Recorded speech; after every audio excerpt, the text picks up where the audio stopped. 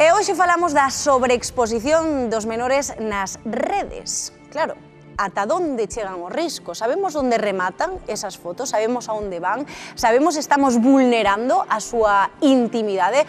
Os datos din que o 89% das familias publica con regularidade fotos dos nosos nenos. Bueno, pois atención, porque isto podería non continuar moito tempo, porque o Ministerio de Infancia e Xuventude está a levar a cabo un trámite de consulta pública entre cidadáns e asociacións para ver de que maneira se pode regular. E o certo é que os pais levan un papel clave neste tema, Adri. Totalmente, Lamela, totalmente. E xa saben vostedes que aquí na Hora Galega pois gústanos moito entrar nas casas, sempre con permiso, por suposto, para saber o que se opina portas cara adentro do que se está a falar na rúa. E iso facémolo cada semana a través do noso Consello de Pais. Que opinará o noso Consello de Pais de compartir imaxes dos nosos fillos e das nosas fillas a través das redes sociais? Imos descubrindo.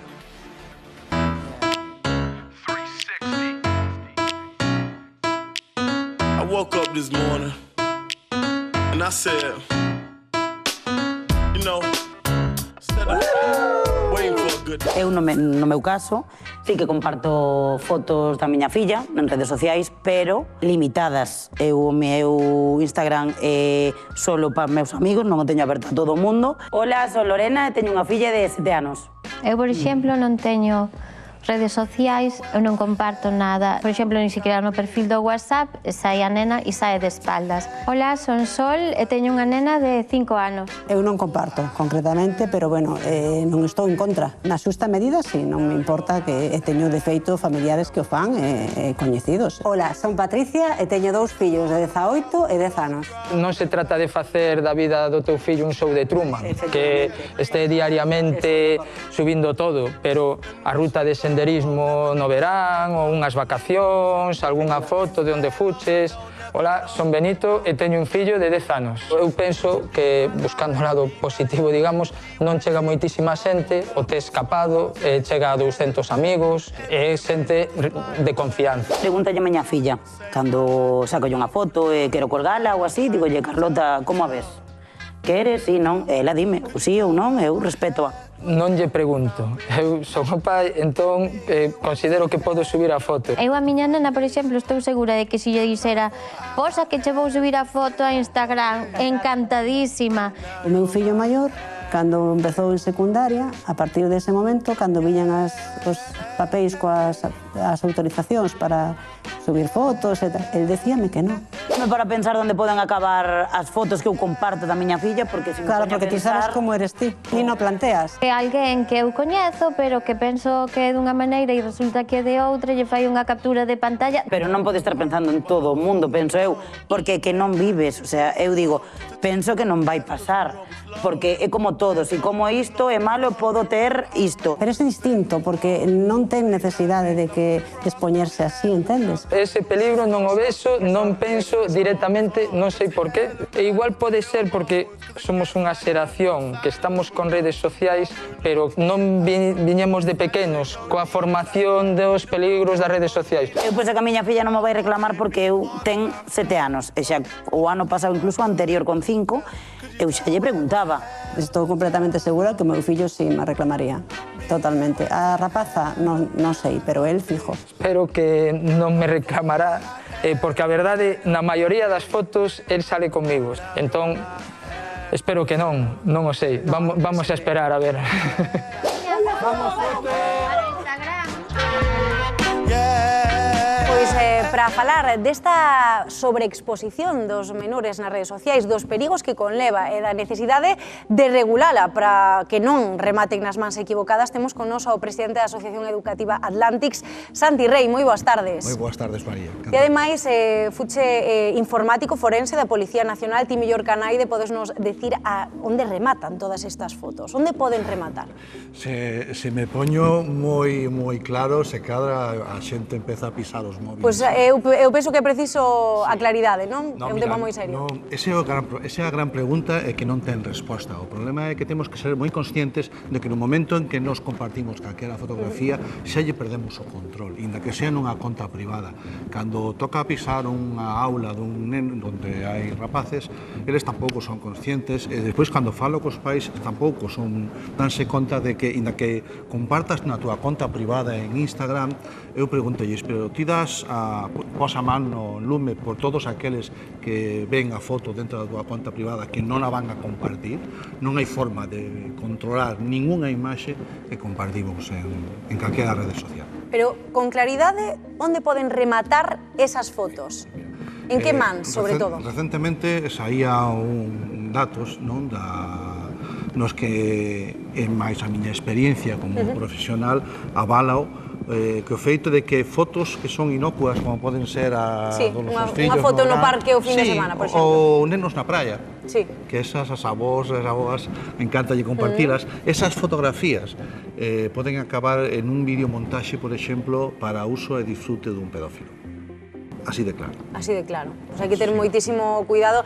E antes de seguir alertando dese riscos, imos poñer sobre a mesa as cifras, os datos reais de todo este tema tan serio que estamos a falar, Adri.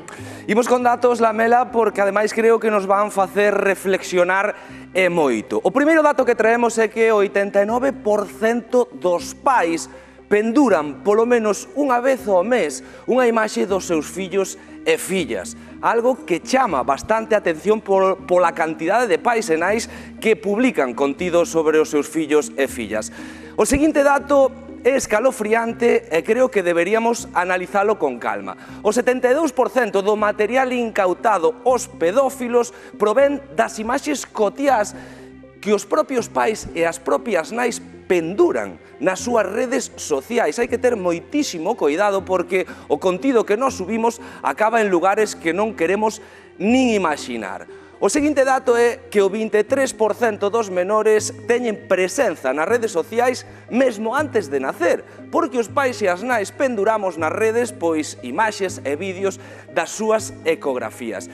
E o derradeiro dato creo que é o que nos ten que facer pensar e pensar moito, porque o 42% dos menores sente vergoña ante este contido que os seus pais e as súas nais penduraron nas redes sociais. Bueno, que son datos preocupantes e en algúns casos absolutamente alarmantes, pero claro, quedámonos con este dato, por exemplo, ese 42% dos menores que senten vergoña, pero que ademais que son menores que algún día van ser maiores de idade. Claro, cando sexan maiores de idade, algún seguro que dirán, eu non quería todas estas fotos publicadas nas redes sociais. Aquí, claro, estamos a tomar decisións por uns nenos que en un futuro van ser maiores e quizáis non queren ter esa huella digital, non? Eu penso que temos que a educación é progresiva e que os pais temos o obxectivo de que os nosos fillos, cando sean maiores de idade, depende que maioría de idade, sean independentes.